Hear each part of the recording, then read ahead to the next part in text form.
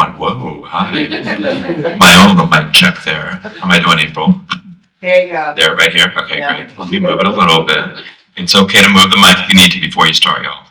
My name is Todd Trebor, and I have the pleasure of welcoming you all to Poetry Out Loud.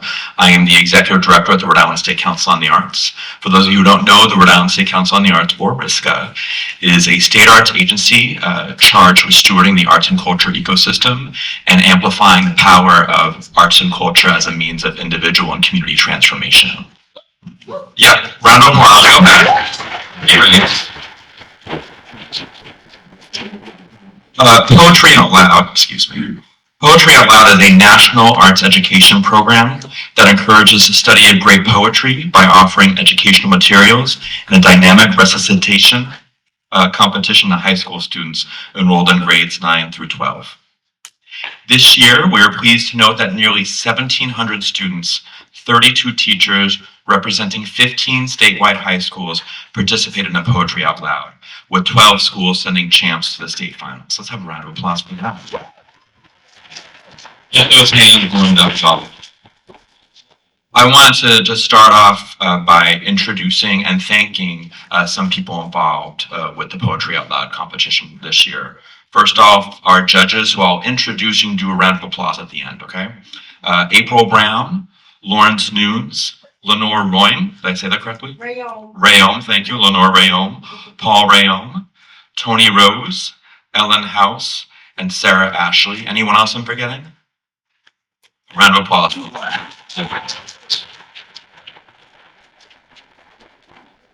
Also wanted to thank the POL staff, Poetry Out Loud Program Director DeMont Combs, round of applause for her. And our teaching artists, Kate Lohman and Marlon Carey. And last but not least, our Arts and Education Director, Seamus Hamesu. The sponsors of today's event are the Rhode Island State Council on the Arts, the National Endowment for the Arts, and the Poetry Foundation. I also wanted to give a shout out to one person I forgot, Lisa Ramos, our intrepid photographer there in the morning. Lisa always remembers to put a RISCA button on myself because I always forget. Video editor hot in Rhode Island. And I just want to acknowledge our community partners as well, the Providence Athenaeum, the Rhode Island Center for the Book, and of course, Providence Public Library.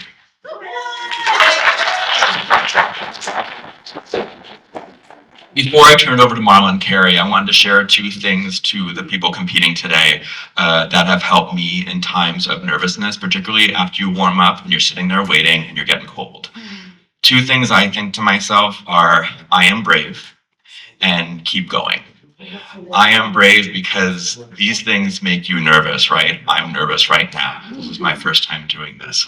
And what nerves are is an opportunity to show how brave you are to yourself and to others. So in a moment where you're feeling like, that's one thing I've thought to myself. Keep going, because there's going to be moments when you're up here where the microphone's going to do something weird, or you might have something come out of your mouth that you don't like. You just got to keep going. And that's actually a great metaphor for life, right? Because you just need to let it go and keep on moving.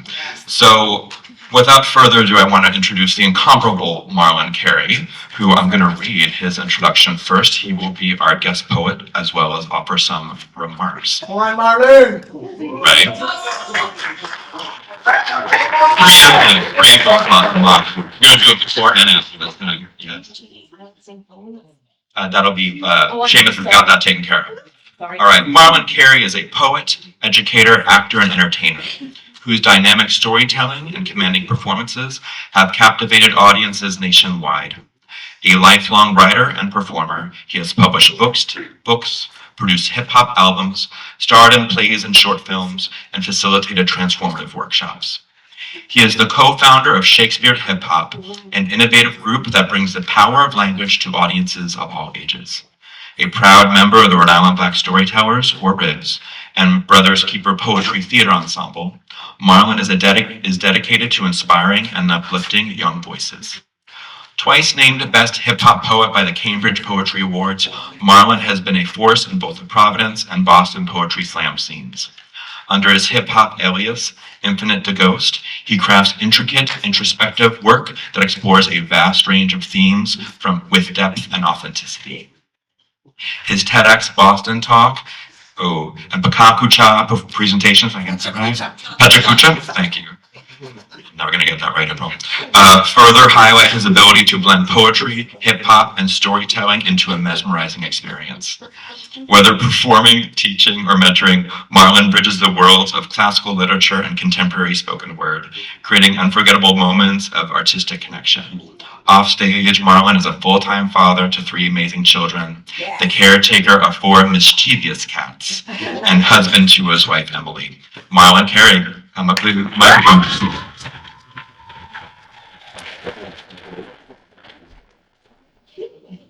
That's my friend. Back up, man. Are we on?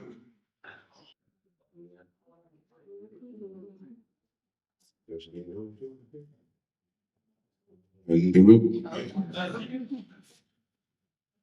afternoon, everybody. How you doing?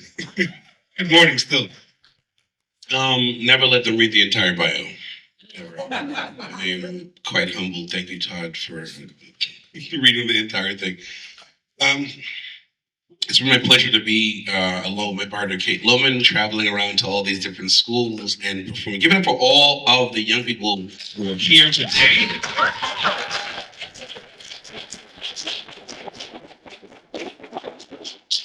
It's been my pleasure sharing performance poetry with you guys. Poetry is my passion. Prejudice is my pain and my purpose is change. When I preach, I can't pretend, and so I push past the pretenses of poo-poo poetry and put forth poems for people to ponder and perceive. I'm no prophet, just a poet. Putting it all into perspective with the boots. My prose is playful yet potent. Please be patient whilst I perfect my poetic prowess by practicing with the P's. I like P-funk and P-fruit, like peaches, papayas, pears, plums, pineapples, pomegranate, and potatoes, which really aren't fruit. But please permit it as I proceed. I promise not to prolong this presentation, but this poem has possessed, and so I persist. My pen is poised above the paper, and with each stroke, I plunge into the paragraphs of paraphernalia. So now I prefer the P's. I'm digging P poets like Ezra Pound and Edgar Poe and Sylvia Plath, opting for P words in foreign places like Paris. Parlez-vous? And an opinion out the with a plethora of poems, and when it pops, poets pour in with pen and pawn to partake of what I have provided promptly. Phew.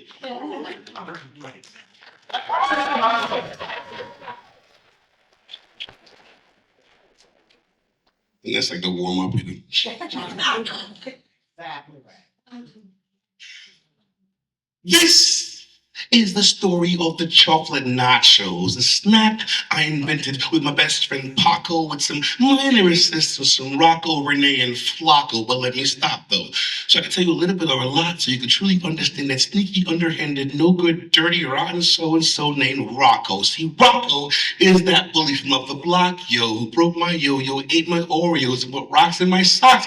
He even broke my favorite CD by Tupac, that darn Rocco. He just comes over that day with his little sister Renee and her scraggly old teddy bear named Flocko, and sticks his grubby little sausage fingers right into our chocolate nachos. And well, it all started with me and Paco. We were trying to find the distraction, the deviation from his stepmom's gazpacho when we happened upon the aforementioned chocolate nachos. Now, we almost invented the chocolate taco, but we Googled it and found they already got those. Now, Paco swears all because he put in so many nachos, but I poured in the most chocolate. He must have forgot, though. And you know Paco, he lies a lot, though. He says his mom won the lotto and they won a lot, so they're gonna move away any day now. Anyway, anyhow, this is about the time when Rocco comes bursting in through our unlocked door, and with her teddy bear in tow comes the little sister Renee, who cries a lot, no matter what you do to get her to stop. Hey, Renee, how about some leftover party pretzels in a bowl of this delicious gazpacho? She started crying and running away from us as if we had the chicken pox or worked for the Gestapo. She ended up in the living room where she slipped on a slimy sock, so she tripped on the rug and swallowed the bug and soiled her frock. And that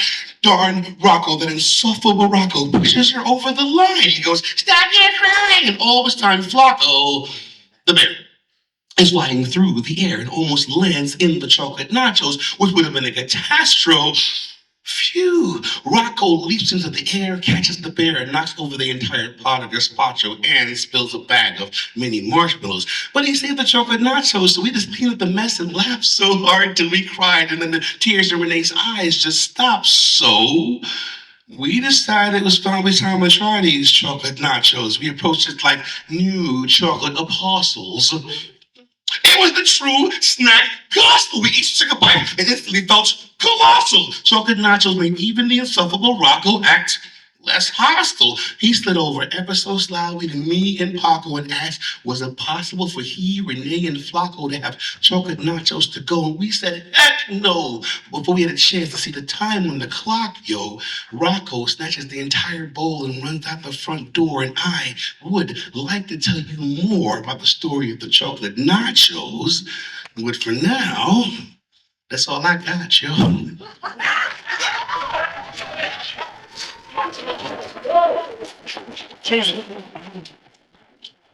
Are we all comfortable? We feel good about it? Excited. I'm very excited to see you guys do your thing. I'm gonna do one more and get out of your face. The slot is 10 minutes, so I'm trying to fill in my time. Everybody feeling good? Awesome.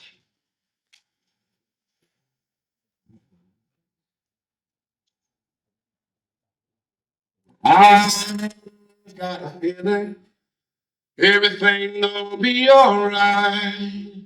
I've got a feeling everything gonna be alright. I've got a feeling everything gonna be alright. Be alright, be alright, be alright. Sometimes it's like my whole lifeline has been the punchline of a joke I didn't get, and the whole world is laughing, pointing, waiting for me to fail. But though I might pale in comparison to my environment, I've got ink inside my veins and I will blend in until my time comes. I will wait here until my time comes, stroking my brain's frontal lobe until the rhymes come, and I will wait here until revolution comes, like war drums to numb this pain. But my revolution is not. My revolution will not begin and my chains remain like the chains. My revolution will not begin and my chains remain like the stains beneath the concrete. I've been trained to miss the freedom train is trained for what has been mine from the beginning. And I'm beginning to understand as I stand here in welfare lines, waiting for stale cheese and swine. I'm composing lines, trying to remind my brother who stays trapped behind vertical lines for crossing the imaginary line between legal and illegal. I'm trying to remind my people, hoping that as he reads my lines while getting his cornrows properly aligned or lining up for inspections that most Americans thought were behind blacks, he will find that, as a matter of fact, the revolution is here.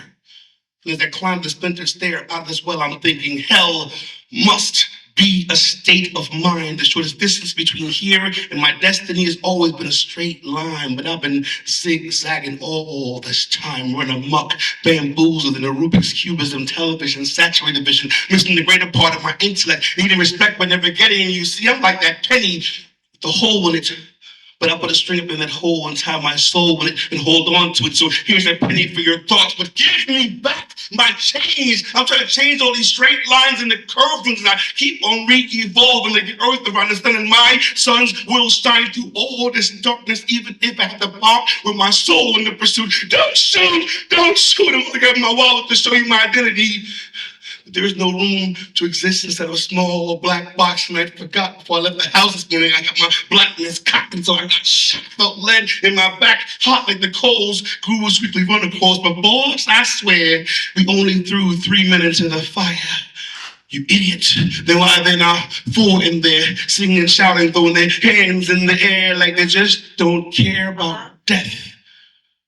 But breath is not the only weapon I have to give, and so I bleed ink in the fields, lined like cornrows, testifying to the silent screens, leaving stains in bold headlines on front pages. This revolution will not be covered by Dateline. This is me on the front line saying the heck of one time. I'll drop no dimes in your crime watch hotlines. I'm pedal to the metal, revving to hit the red line, headed for the finish line, trying to finish my lines in time as time tries to redefine the crime's history is done to me, and suddenly it comes to me like drums overcoming me, numbing me, beating me over the ahead. I am not dead.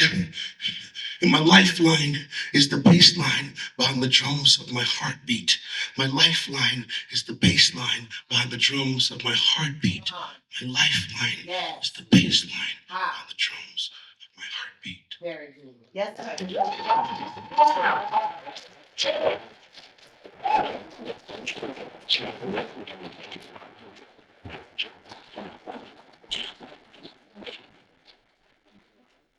Thank you so much, Marlon. I'm next going to turn this over to our Arts and Education Director, Seamus Hames, who's going to go over the day-to-day with us all.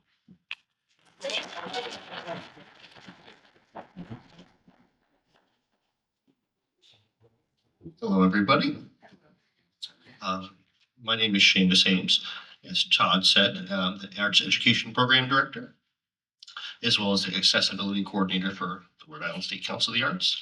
And I am honored to be here as well today with all these amazing young talented poets and to be here representing this program on its 20th year anniversary. Amen.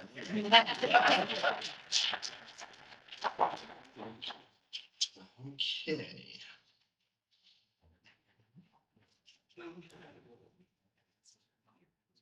Just a little more about the competition. Poetry Out Loud uses a pyramid structure that begins at the classroom level. Rhode Island is particularly proud that it's during this phase that we provide teaching artists to work with students and teachers to assist and coach elements of recitation and poem selection. As Todd mentioned, our teaching artists here are Marlon Carey and Kate Loman.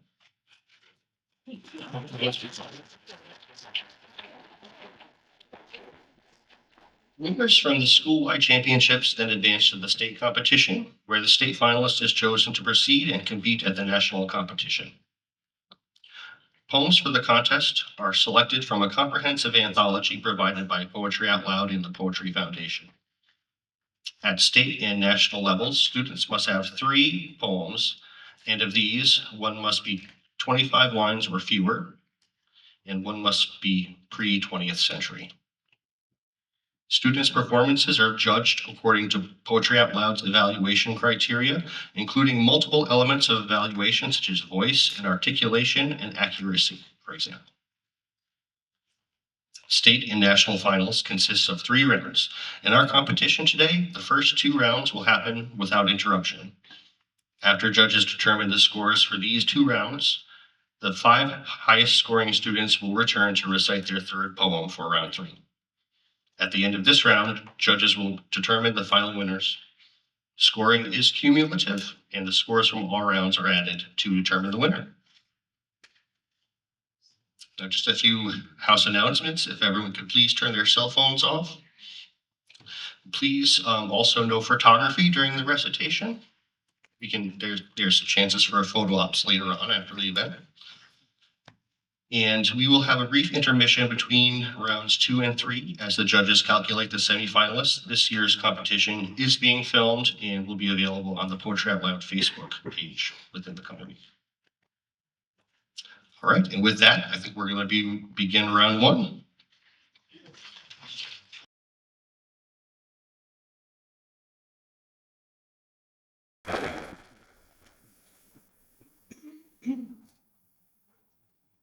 Days Gone by James Whitcomb Riley.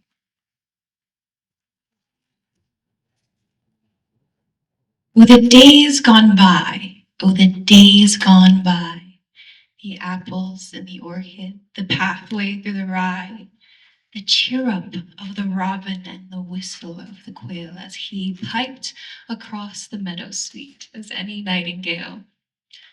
When the bloom was in the clover and the blue was in the sky, and my happy heart brimmed over in the days gone by. In the days gone by, when my naked feet were tripped by the honeysuckle's tangles where the water lilies tipped. When the ripples of the river lipped the moss along the brink, where the placid-eyed and lazy-footed cattle came to drink.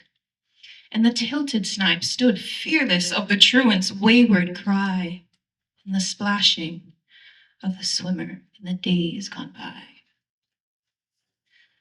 Oh, the days gone by. Oh, the days gone by. The music of the laughing lip, the luster of the eye, the childish faith in fairies and Aladdin's magic ring, the simple, soul reposing glad belief in everything, when life was like a story, holding neither sob nor sigh, in the golden olden glory of the days gone by.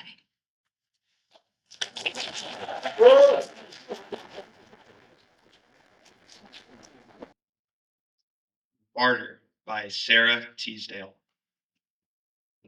Life has loveliness to sell, all beautiful and splendid things.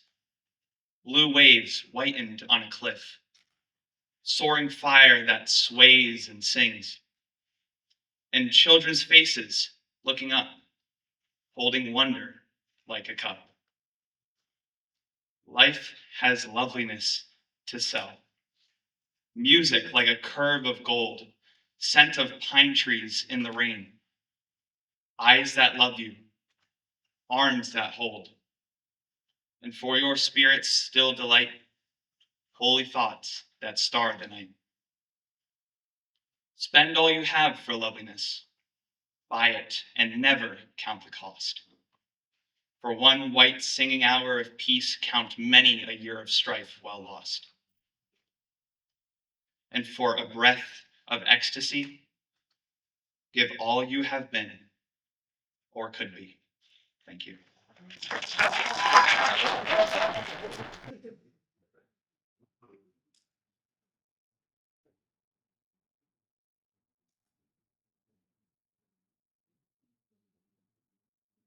Dirge Without Music by Edna St. Vincent Millay.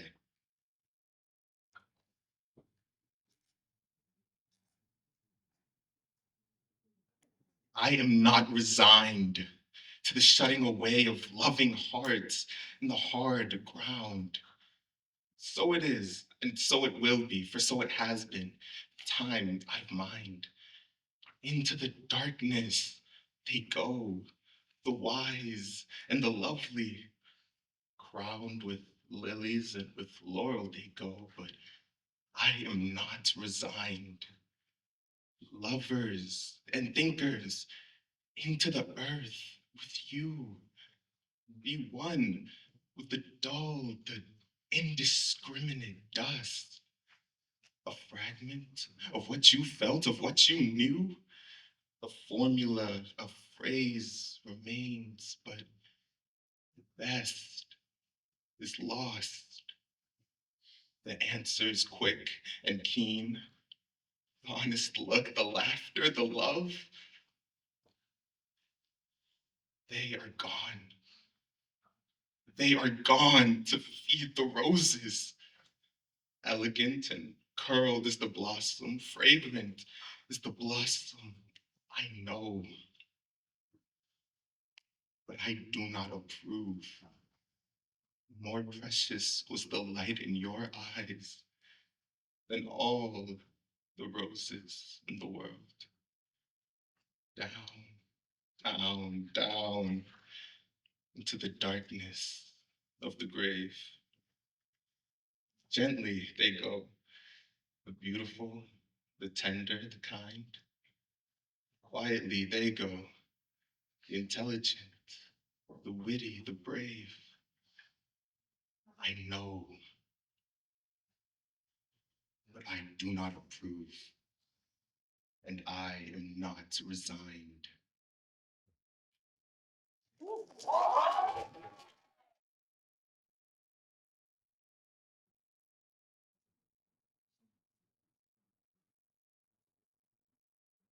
Dawn by Ella Higginson. The soft toned clock upon the stair chimed 3. Too sweet for sleep, too early yet to rise. In restful peace I lay with half closed eyes, watching the tender hours go dreamily. The tide was flowing in. I heard the sea shivering along the sands, while yet the skies were dim, uncertain, as the light that lies beneath the fretwork of some wild rose tree within the thicket gray. The chanticleer sent drowsy calls across the slumberous air. In solemn silence, sweet it was to hear my own heart beat. Then broad and deep and fair, trembling in its new birth from heaven's womb, one crimson shaft of dawn sank through my room.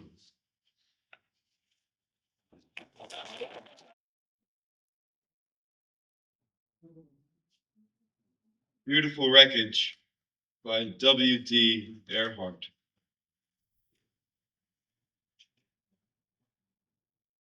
What if I didn't shoot the old lady running away from our patrol? Or the old man in the back of the head?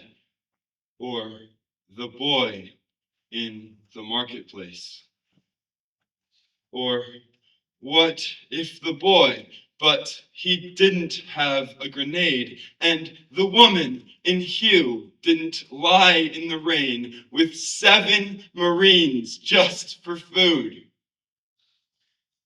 Gaffney didn't get hit in the knee. Ames didn't die in the river. Ski didn't die in a medevac chopper between Con Thien and Da Nang.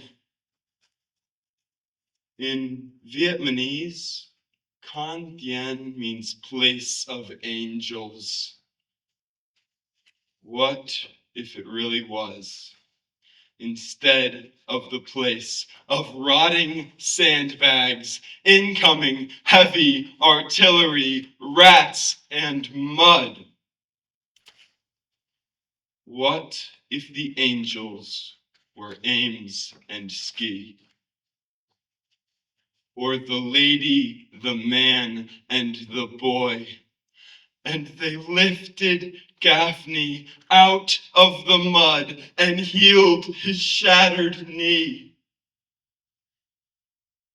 What if none of it happened the way I said? Would it all be a lie? Would the wreckage be suddenly beautiful?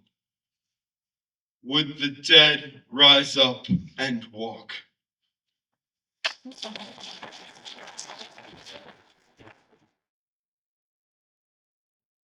The world is about to end, and my grandparents are in love. By Kara Jackson. Still, living like they orbit one another, my grandfather, the planet, and grandma, his moon, assigned by some gravitational pull. They have loved long enough for a working man to retire. Grandma says she's not tired. She wears her husband like a coat that survives every season. Talks about him the way my parents talk about vinyl, the subject salvaged by the tent of their tongues. Grandma returns to her love like a hymn, marks it with a color. When the world ends, will it suck the earth of all its love? Will I go taking somebody's hand, my skin becoming their skin? The digital age is taking away our winter's end. I'm afraid the sun is my soulmate. That waste waits for a wet kiss. Carbon calls me pretty, and I think death is a good first date. I hope when the world ends, it leaves them be. Spares Grandpa and his game, Grandma spinning corn into weight. The two of them reeling into Western theme songs. The TV louder than whatever's coming.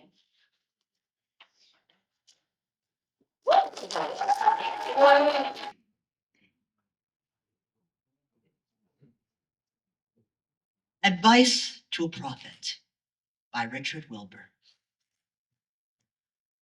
When you come, as you soon must, to the streets of our city, mad-eyed from stating the obvious, not proclaiming our fall, but begging us in God's name to have self-pity.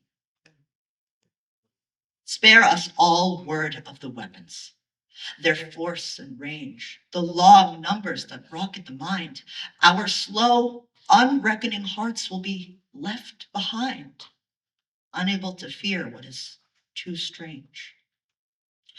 Nor shall you scare us with talk of the death of the race.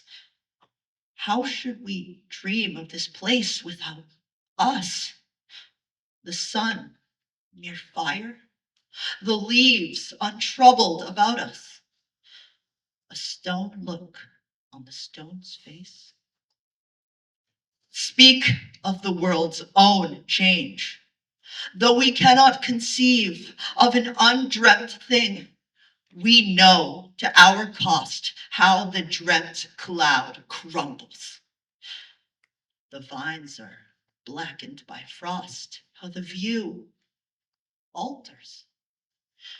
We could believe, if you told us so, that the white-tailed deer will slip into perfect shade, grown perfectly shy. The lark avoid the reaches of our eye. The jack pine lose its knuckled grip on the cold ledge. And every torrent burn as Xanthus once, its gliding trout stunned in a twinkling. What should we be without the dolphin's ark, the dove's return, these things in which we have seen ourselves and spoken? Ask us, prophet, how we shall call our natures forth when that live tongue is all dispelled, that glass obscured or broken, in which we have said the rose of our love and the clean horse of our courage, in which beheld the singing locust of the soul unshelled, and all we mean or wish to mean. Ask us whether with the worldless rose our hearts shall fail us. Come demanding whether there shall be lofty or long-standing when the bronze annals of the oak tree close.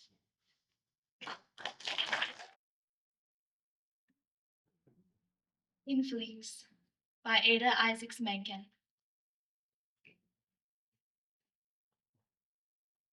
Where is the promise of my years once written on my brow, ere errors, agonies, and fears brought with them all that speaks in tears, ere I had sunk beneath my peers?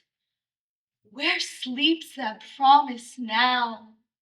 Not lingers to redeem those hours, still to memory sweet. The flowers that bloomed in sunny bowers are withered all, and evil towers, supreme above her sister powers of sorrow and deceit. I look along the columned years and see life's riven fame, just where it fell amid the jeers of scornful lips whose mocking sneers forever hiss within mine ears to break the sleep of pain. I can but own my life is vain, a desert void of peace.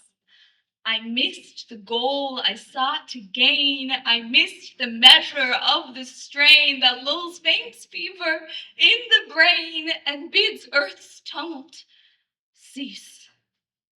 Myself, alas, for theme so poor, a theme but rich in fear.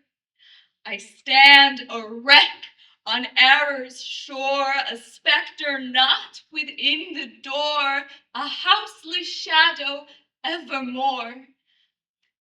An exile lingering here. Thank you. Meeting at an Airport by Taha Muhammad Ali. You asked me once, on our way back from the mid-morning trip to the spring, what do you hate and who do you love? And I answered from behind the eyelashes of my surprise, my blood rushing like the shadow cast by a cloud of starlings. I hate departure. I love the spring and the path to the spring, and I worship the middle hours of morning. And you laughed, and the almond tree blossomed, and the thicket grew loud with nightingales. A question, now 4 decades old, I salute that question's answer. And an answer as old as your departure, I salute that question's answer. And today, it's preposterous. Here we are at a friendly airport by the slimmest of chances. And we meet. Oh Lord, we meet. And here you are asking again. It's absolutely preposterous. I recognized you, but you didn't recognize me. Is it you? But you wouldn't believe it. And suddenly you burst out and asked, if you're really you, what do you hate and who do you love? And I answered, my blood fleeing the hall, rushing in me like the shadow cast by a cloud of starlings. I hate departure, and I love the spring, and the path to the spring, and I worship the middle hours of morning. And you wept, and flowers bowed their heads, and doves, in the silk of their sorrow, stumbled. Thank you.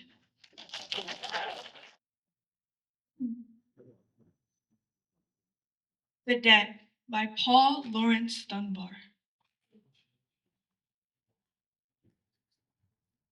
This is the debt I pay just for one riotous day.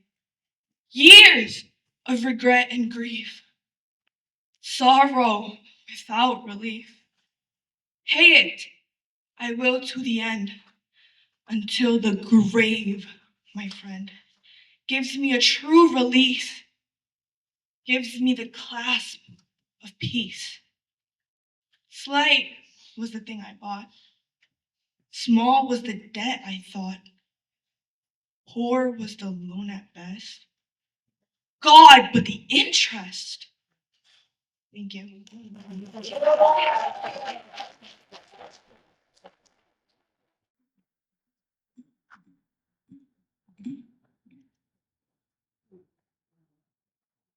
How to Triumph Like a Girl by Ada Limon. I like the lady horses best. How they make it all look easy, like running 40 miles per hour is as fun as taking a nap or grass. I like their lady horse swagger after winning. Ears up, girls, ears up. But mainly, let's be honest, I like that they're ladies. As if this big, dangerous animal is also a part of me. That somewhere inside the delicate skin of my body, there pumps an 8-pound female horse heart. Giant with power, heavy with blood. Don't you want to believe it? Don't you want to lift my shirt and see the huge, beating genius machine that thinks? No, it knows. It's going to come in first. Thank you.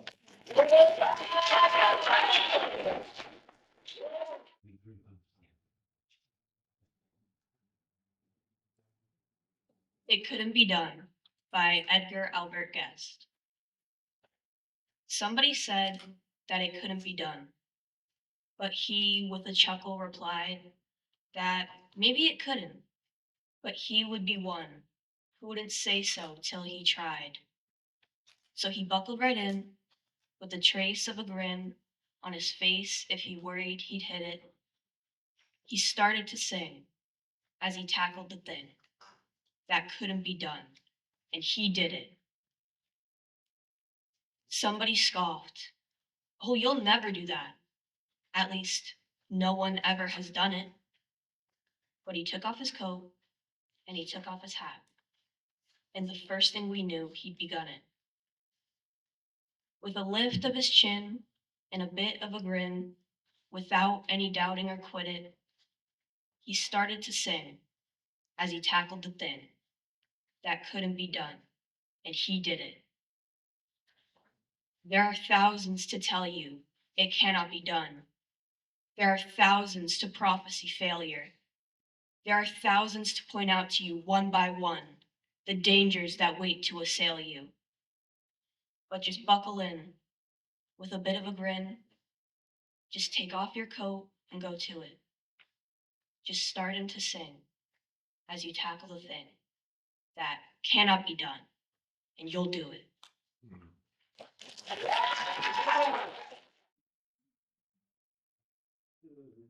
Cathedral of Salt by Nick Flynn. Beneath all this, I'm carving a cathedral of salt. I keep the entrance hidden so no one seems to notice the hours I'm missing. I'll bring you there one night. It's where I go when I hang up the phone. Neither you nor your soul is waiting for me at the end of this. I know that. The salt nearly clear after I chisel out the pews, the see-through altar, the opaque panes of glass depicting the sections of our cross. Here is the day we met. Here is the day we remember we met. The air down here will kill us, some say. Some wear paper masks, some still imagine the air above the green trees, thick with bees building solitary nests out of petals. What's the word for this? Ineffable? The endless white will blind you, some say. But what is there to see that we haven't already seen?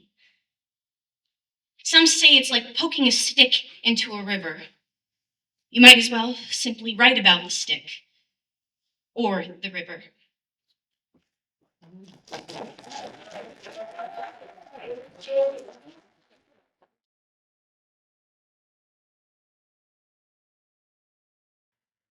Anthem for My Belly After Eating Too Much by Kara Jackson.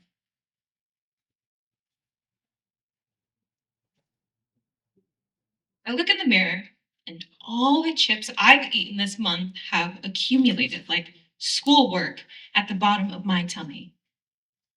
My belly. A country I'm trying to love. My mouth is like a lover devoted to you, my belly. My belly. The birds will string a song together with wind for you and your army of solids, militia of Greece. Americans love excess, but we also love jeans and refuse to make excess comfortable in them. I step into a fashionable prison, my middle managed and fastened into my suffering. My gracious gut. Dutiful dome, I will build a house for you. Promise walls that you can live in and watch you reach toward everything possible.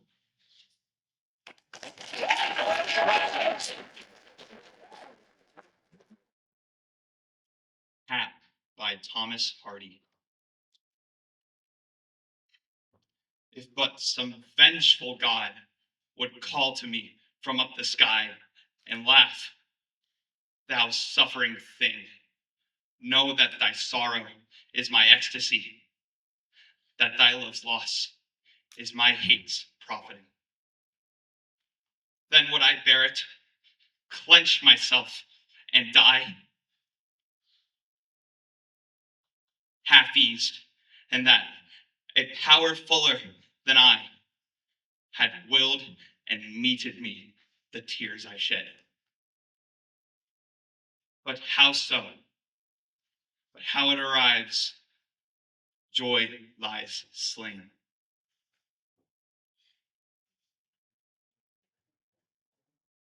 But why unblooms the best hope ever sown? Crass casualty obstructs the sun and rain, and dicing time for gladness casts a moan. These purblind doomsters had as readily strown blisses about my pilgrimage as pain. Thank you.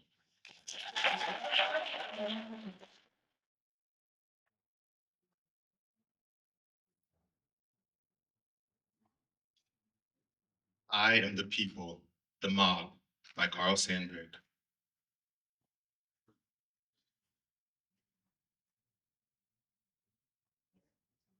I am the people, the mob, the crowd, the mass.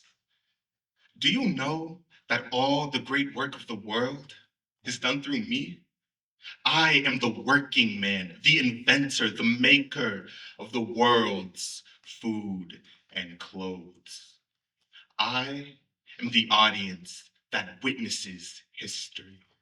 The Napoleons come from me and the Lincolns. They die, and then I send forth more Napoleons and Lincolns. I am the seed ground. I am a prairie that will stand for much plowing. Terrible storms pass over me. I forget. The best of me is sucked out and wasted. I forget. Everything but death comes to me and makes me work and give up what I have. And I forget. Sometimes I growl, shake myself, and spatter a few red drops for history to remember. Then I forget. When I, the people, learn to remember, when I, the people, use the lessons of yesterday and no longer forget who robbed me last year, who played me for a fool, then there will be no speaker in all the world say the name the people with any fleck of a sneer in his voice or any far-off smile of derision.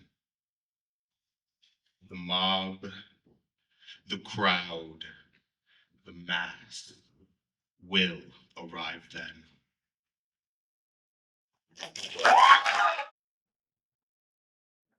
Prayer for My Father by Robert Bly. Your head is still restless, rolling east and west. That body in you insisting on living is the old hawk for whom the world darkens.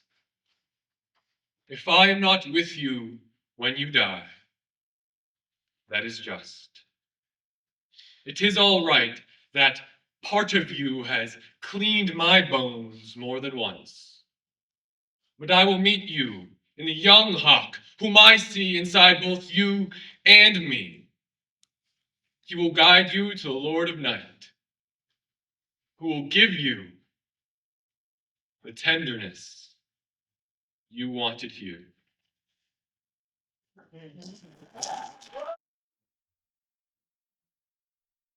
Ozymandias by Percy Bysshe Shelley. I met a traveler from an antique land who said, "Two vast and trunkless legs of stone stand in the desert.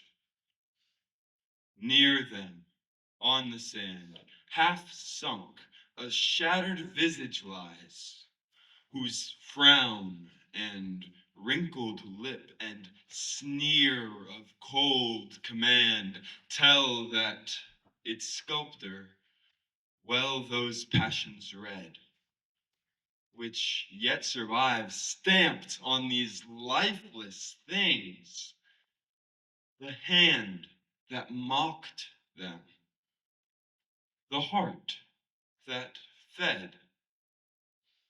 And on the pedestal these words appear. My name is Ozymandias, King of Kings. Look on my works, ye mighty, and despair. Nothing beside remains. Round the decay of that colossal wreck, boundless and bare, the lone and level sands stretch far away.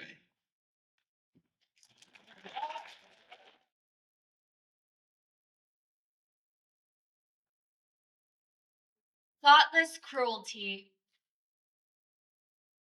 by Charles Lamb.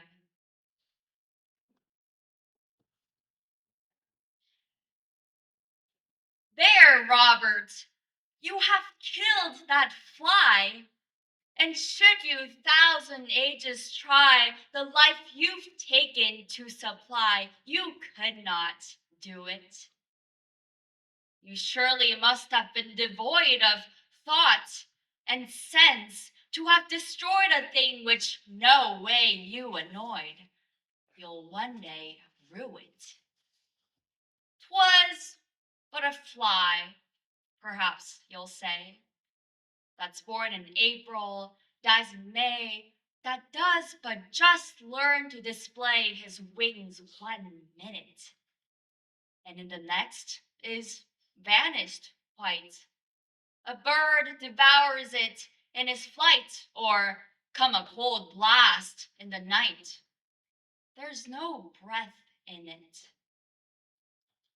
The bird but seeks his proper food, and Providence, whose power endued that fly with life, when it thinks good, may justly take it. But you have no excuses for it. A life by nature made so short, less reason is that you, for sport, should shorter make it. A fly, a little thing you rate. But Robert, do not estimate a creature's pain by small or great. The greatest being can have but fibers, nerves, and flesh, and these the smallest ones possess, although their frame and structure less escape our seeing.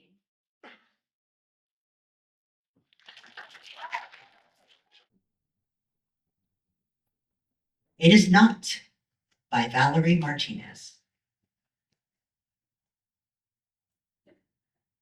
We have the body of a woman, an arch over the ground, but there is no danger. Her hair falls, spine bowed, but no one is with her. The desert, yes, with its cacti or sage sidewinders, she is not in danger. If we notice, there are the tracks of animals moving east toward the sunrise, and the light is about to touch a woman's body without possession. Here, there are no girls' bones in the earth marked with violence. A column blooms just 2 feet away. It blooms. There is a man, like her father, who wakes to a note saying, I have gone for a day to the desert. Now he knows she is in danger. He will try to anticipate what happens to a young woman, how it will happen, how he will deal with the terrible. In him, he feels he knows this somehow. He knows because there are men he knows who are capable. This place she has gone to, where? But it doesn't matter. There is, first of all, the heat, which scorches. Snakes with their coils and open mouths. Men who go there with the very thing in mind. The very thing. It is the desert on its own, miles beyond what anyone can see. Not peaceful, nor vengeful. It does not bow down. It is not danger. I cannot speak of it without easing or troubling myself. It is not panorama nor theater. I do not know. It is conception. The gifts or burdens I bear, whether arch, a prayer, or danger. They can happen. Yes, we conceive them. This very woman, I know. The man does sit tortured. The desert, created, merely embodies its place.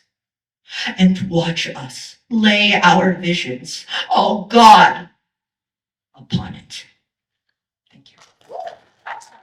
I would like to escape myself by Noor al-Khali. Truth is, I would like to escape myself, detach my body from my skin, peel it layer by layer to uncover beneath the surface of petals and thorns piled up year after year. Who I am and who I want to be. I want to be the flower that grows in dirt, the feather that flies free between the cracks of fences.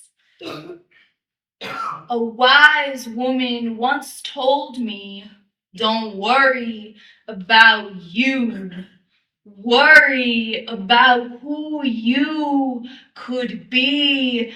I want to be the woman who sits on a desk and writes pieces of oceans, rivers, on a blank space, in a place where imagination has no border.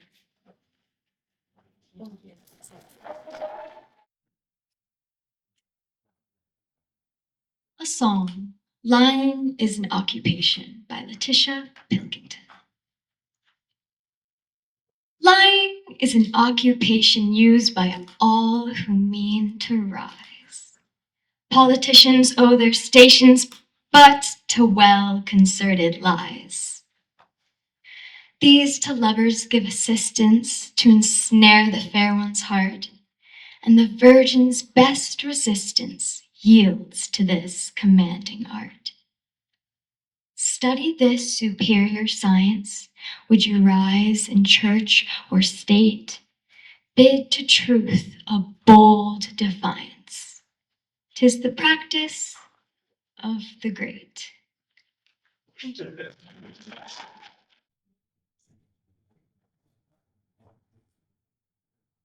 Possible Answers to Prayer by Scott Cairns. Your petitions, though they continue to bear just the one signature, have been duly recorded. Your anxieties, despite their constant, relatively narrow scope and inadvertent entertainment value, nonetheless serve to bring your person vividly to mind. Your repentance, all but obscured beneath a burgeoning yellow fog of frankly more conspicuous resentment, is sufficient.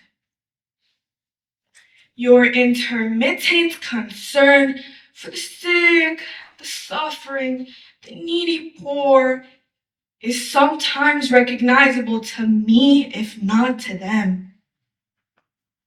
Your angers, your zeal, your lip-smacking righteous indignation toward the many whose habits and sympathies offend you.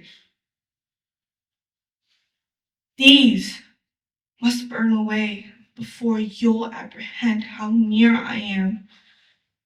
With what fervor I adore precisely these, the several who rouse your passions.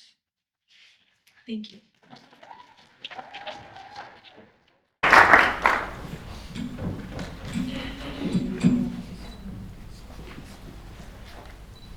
If I Had Known by Alice Moore Dunbar Nelson. If I had known 2 years ago how drear this life should be, and crowd upon itself all strangely sad, mayhap another song would burst from out my lips, overflowing with the happiness of future hopes. Mayhap another throb than that of joy have stirred my soul into its inmost depths. If I had known. If I had known 2 years ago the impotence of love, the vainness of a kiss, how barren a caress, mayhap my soul to higher things have soared, and there to master all the world of mind, if I had known! Thank you. Mansplaining by Jennifer Militello. Dear sir, your air of authority leaves me lost, eases me from a place of ease, contracts with my contradictions to take from me a place. Autopilots my autobiography, frightens my fright, sighs with my breath, wins at my race. Your certainty has me curtained, your nerve has me nervous, your childhood has me childlike, and your nastiness nests in my belfry like a hawk. You are beyond and above my slice of sky, peach as a pie, bourbon as its pit. Your spit and vinegar while I sour in my bowl. You bowl me over while I tread lightly on my feet. You walk on water while I sink. You witness me, fisherman, boat on the lake, while I struggle and burble and brittle and drop. You wink at me, and I must relate. I close my eyes to erase you, and you are written in my lids. A litmus test, a form of layer, God with 3 days of facial growth, and an old bouquet for a face, soap and water for a brain. I have no handsome answer. I have no pillar of salt or shoulder to look over. I have no feather to wet. I have no bubble to burst. I am less to myself, a character, in a drama, a drumbeat, a benevolence, a blight. All parts of me say shoot on sight. Aim for an artier organ. Good night.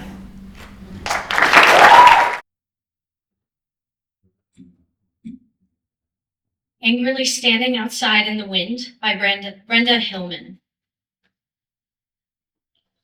Kept losing self-control, but how could one lose the self after reading so much literary theory? The shorter I stood under the cork trees, the taller I remained rather passive. The Brendas were angry at the greed, angry that the trees would die, had lost interest in the posturing of the privileged. The gaps between can't and won't stood outside the gate of permissible. Sound and wind soughing through the doubt debris. Soughing comes from the word swag, to resound. Echo actually also comes from this. We thought of old Hegel across the sea, the Weltgeist, and clouds went by like the bones of a Kleenex. It is too late for countries, but it is not too late for trees. And the wind kept soughing with its sound sash. Wind with its sound sash. Increasing bold wind with its sound sash. Increasing bold. Certificates for the state finalists now. I'm going to call them all up to the stage one by one. Giada Kardec from William J. Davies and Davies Junior Career and Technical High School in Lincoln, teacher Michael Fox.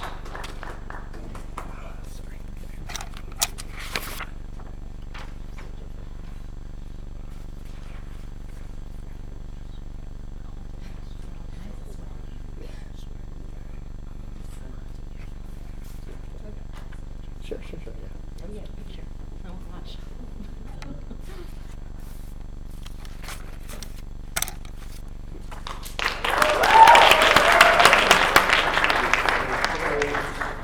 Kiernan Elliott from Bishop Hendricken High School, Warwick. Her teacher, Julia Paolino.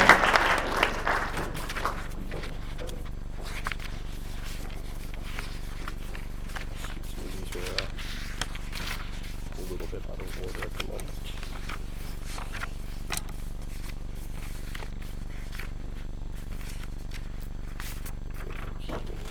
Certificate there.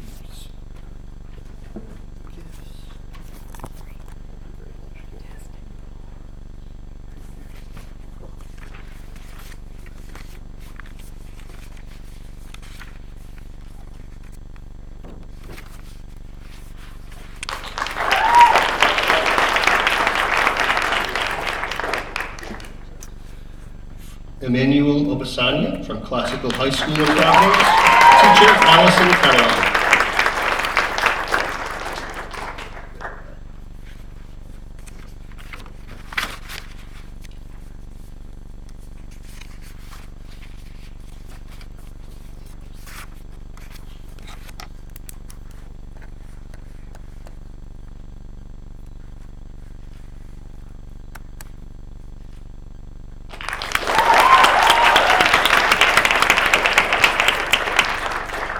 Andrew Smith from Locale Academy in Providence, teacher James Valenco.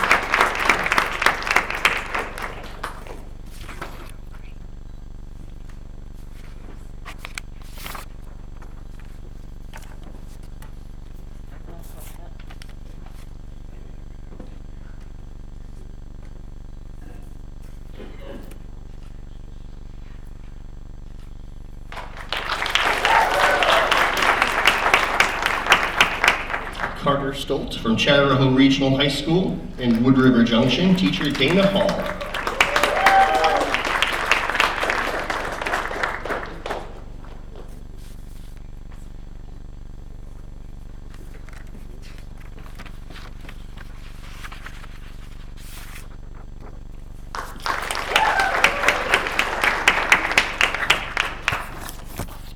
Jennifer Shaw from Portsmouth Abbey School in Portsmouth, teacher Jay Braden.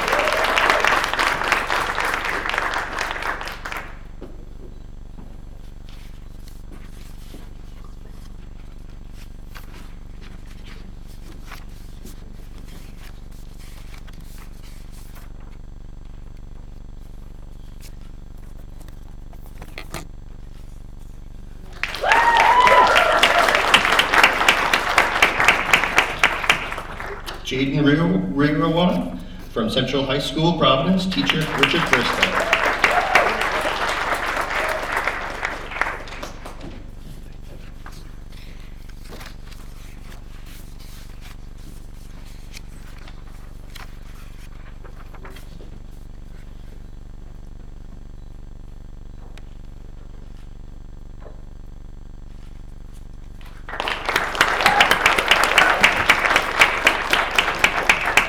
Sue Apprentice from School 1 in Providence, teacher Siobhan Cute.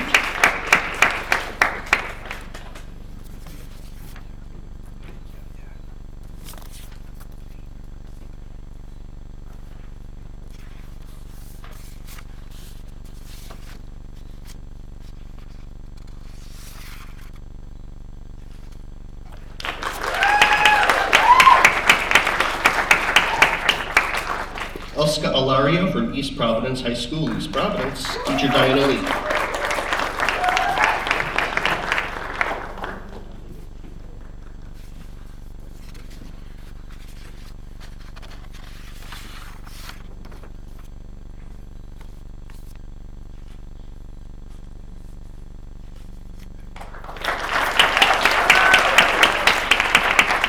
Sebastiana Lux from Johnston High School, Johnston, teacher Lori Whitman.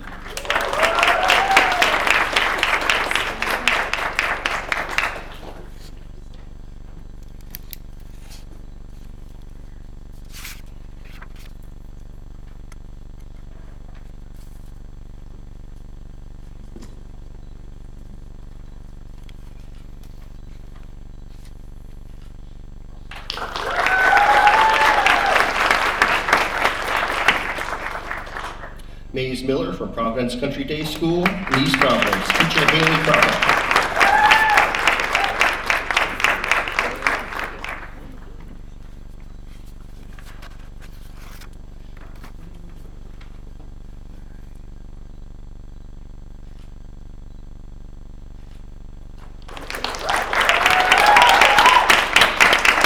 Tegan Riley from Central Falls High School, Central Falls, teacher Steve DeLeo.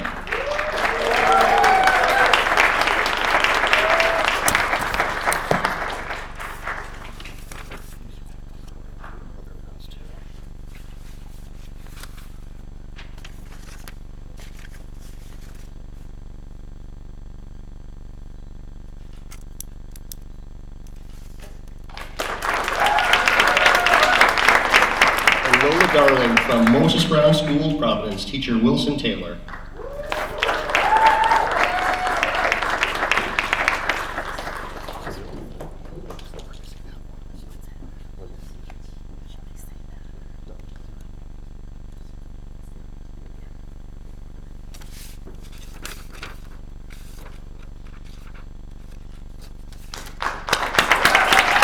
Thank you. Big round of applause for all our state finalists, everybody.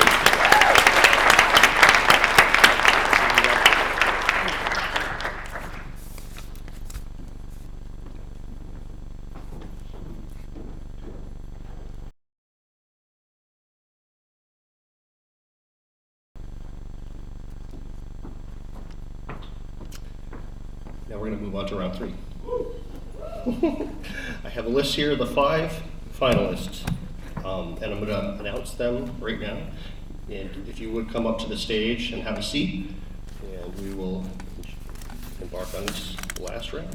I just want to emphasize that this is in no particular order.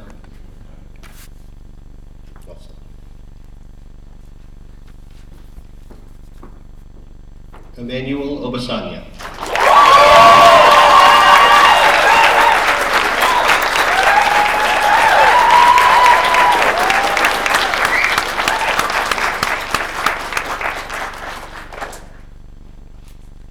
Jaden Wirawan.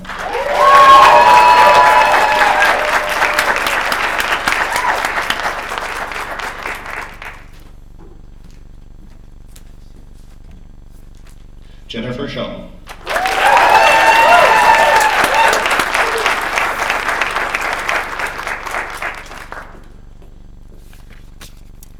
Maze Miller.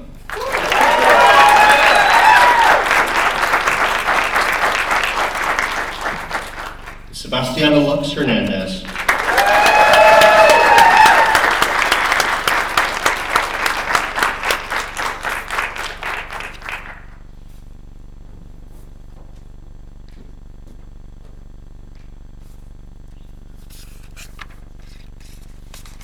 Okay.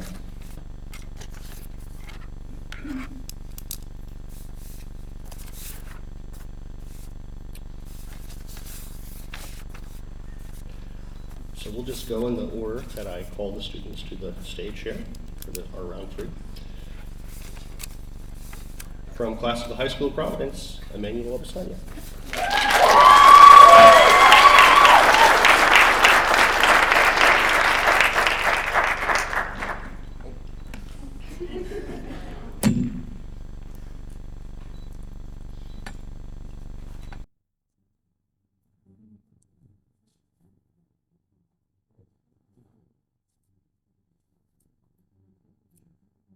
Revenge by Letitia Elizabeth Landon.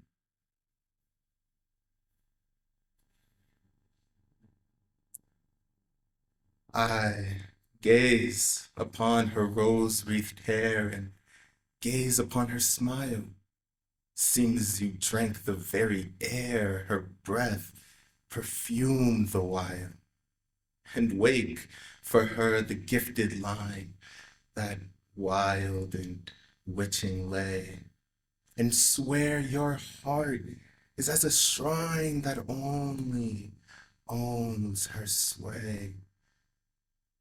'Tis well, I am revenged at last.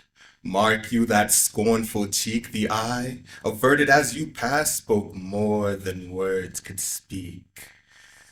Aye, now by all the bitter tears that I have shed for thee, the racking doubts, the burning fears, avenged they well may be by the nights passed in sleepless care, the days of endless woe.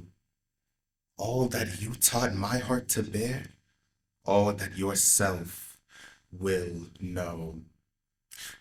I'll not wish to see you laid within an early tomb. I should forget how you betrayed and only weep your doom.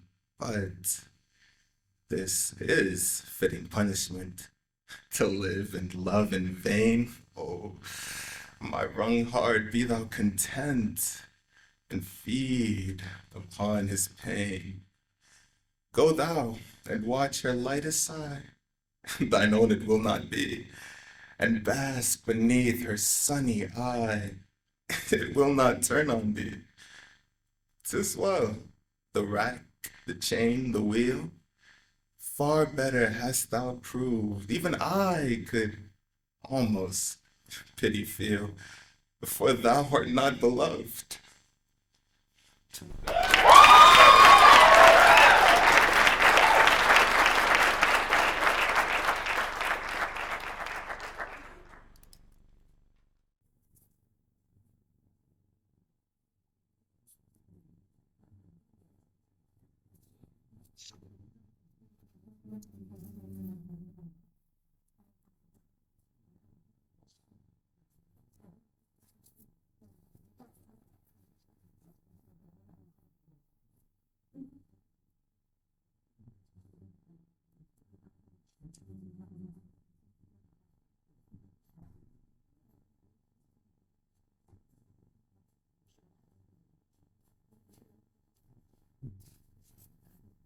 From Central High School of Providence, Jaden Weirwell.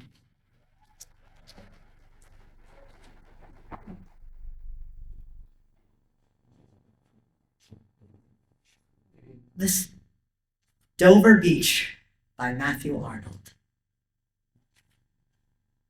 The sea is calm tonight. The tide is full. The moon lies fair upon the straits. On the French coast, the light gleams and is gone.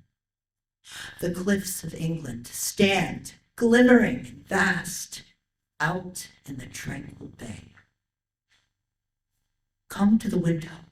Sweet is the night air. Only from the long line of spray where the sea meets the moon-blanched land, and listen. You hear the grating roar of pebbles which the waves draw back and fling at their return up the high strand, begin and cease, and then again begin.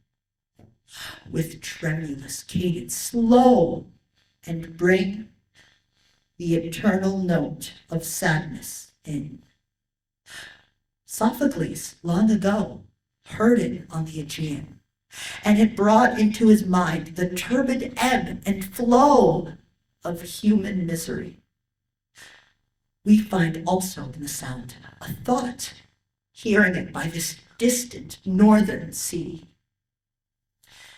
The sea of faith was once too at the full, and round earth's shore lay like the folds of a bright girdle furled.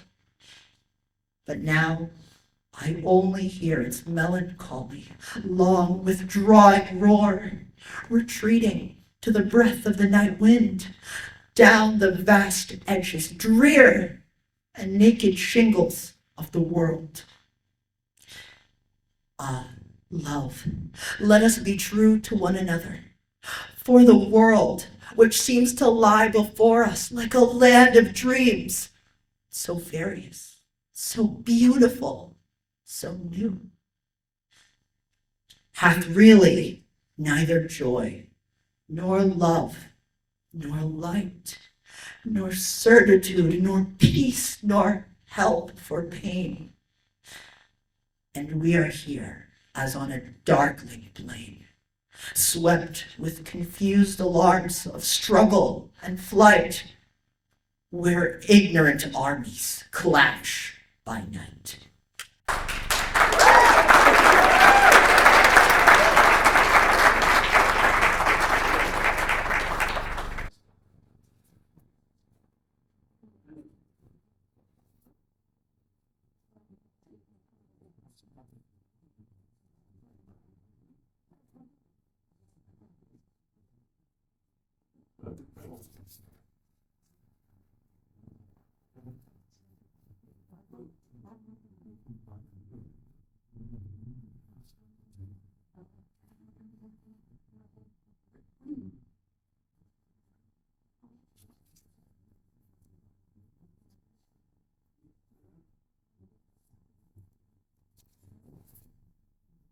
From Portsmouth Abbey School, Jennifer Shaw.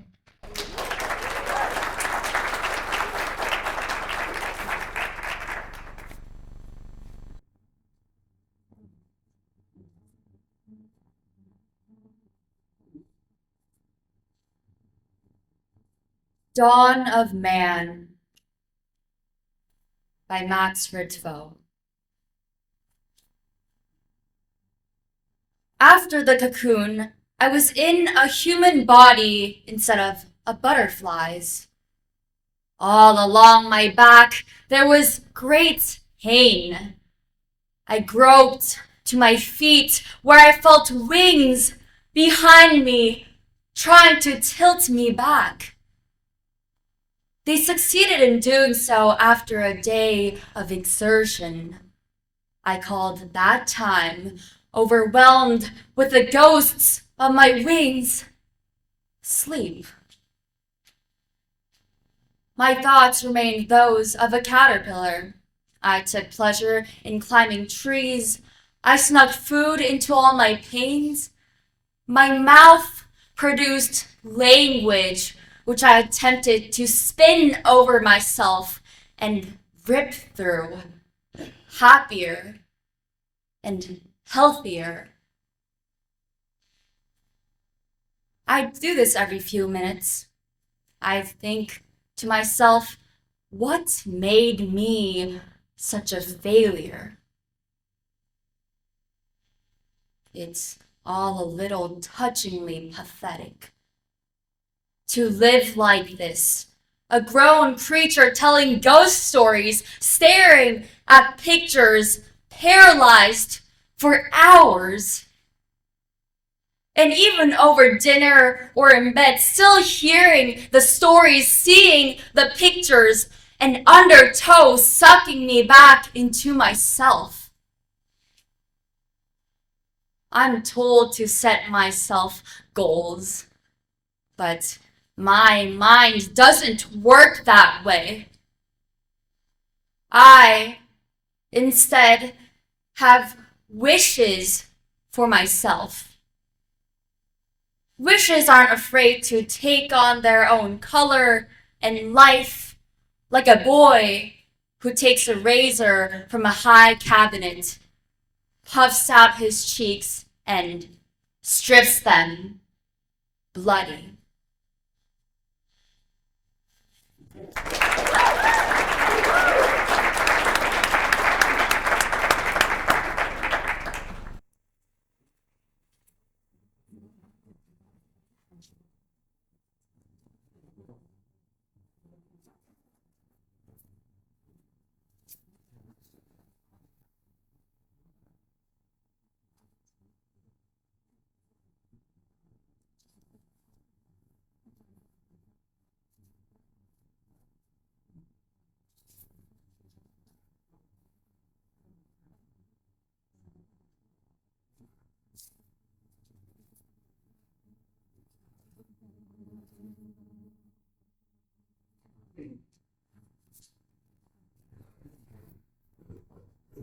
From Providence Country Day School, Mays Miller.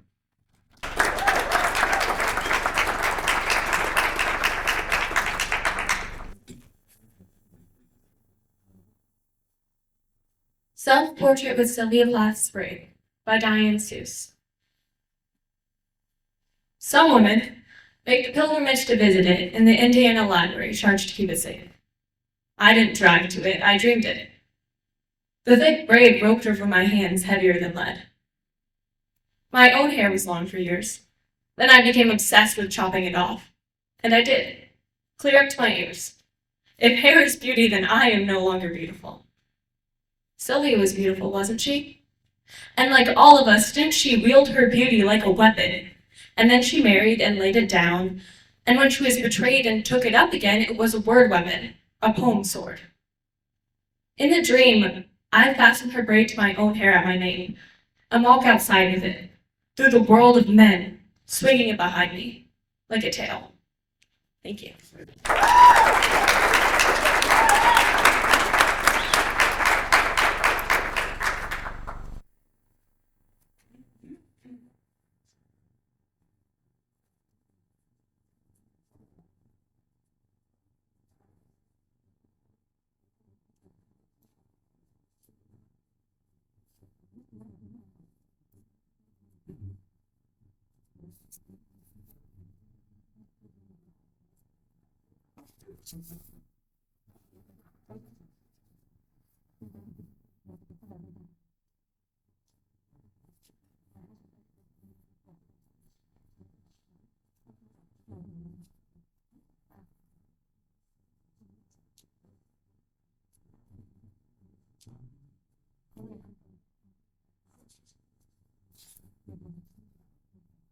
From Johnson High School, Sebastiana Lux Hernandez.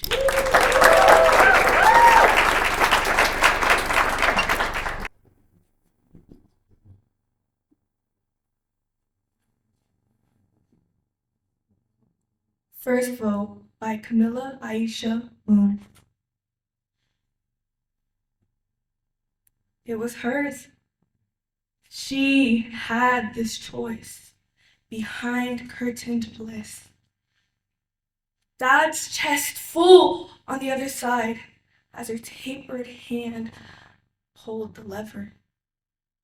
No matter how wide the final margin, a lone ballot never counted so much. A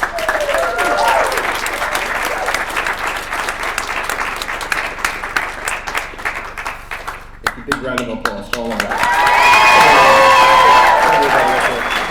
Thank you so much. So proud of them. What a great job.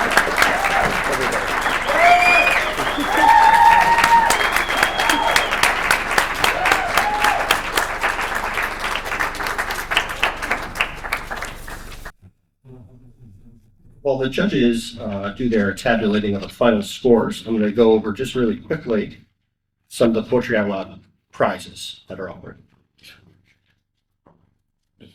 The second place finalist will receive $100 and $200 for his or her school library.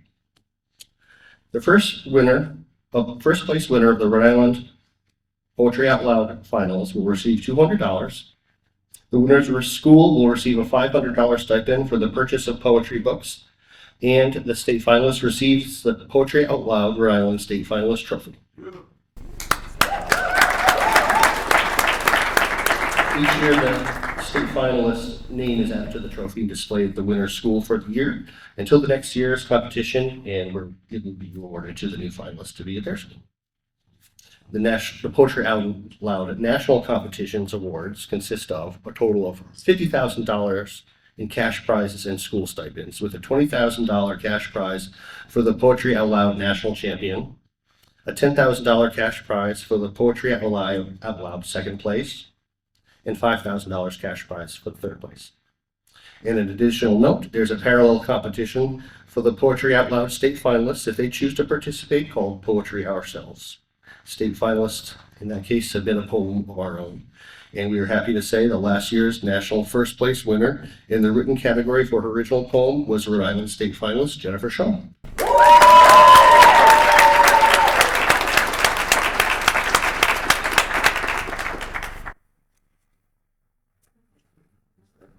Just give a couple more minutes to our judges here.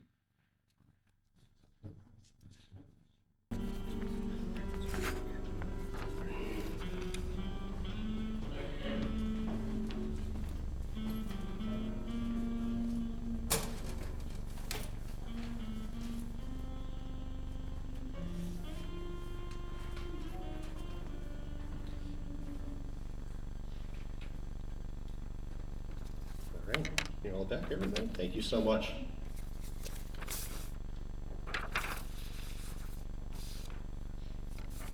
First honorable mention goes to Maze Miller.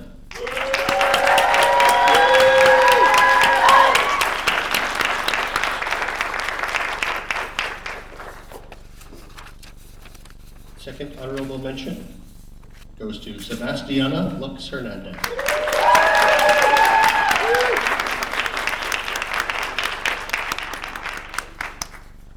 Third place, Jennifer Shaw.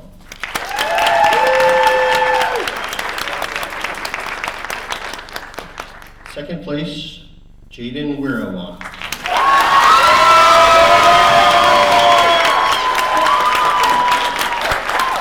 First place, in Rhode Island State Poetry Out Loud Finals for 2025, Emmanuel Obisanya.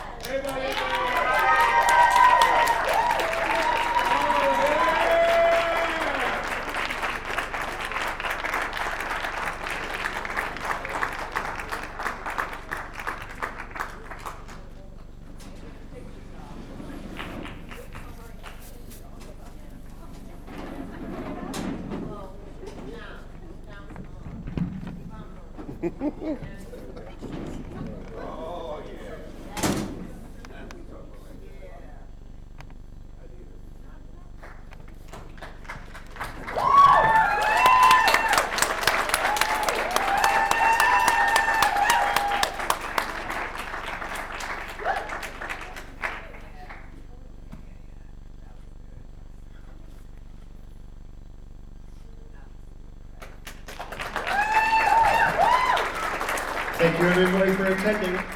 Congratulations once more to all the winners and for all the state finalists today. Thank you so much. So proud of you all. Do you have the forms?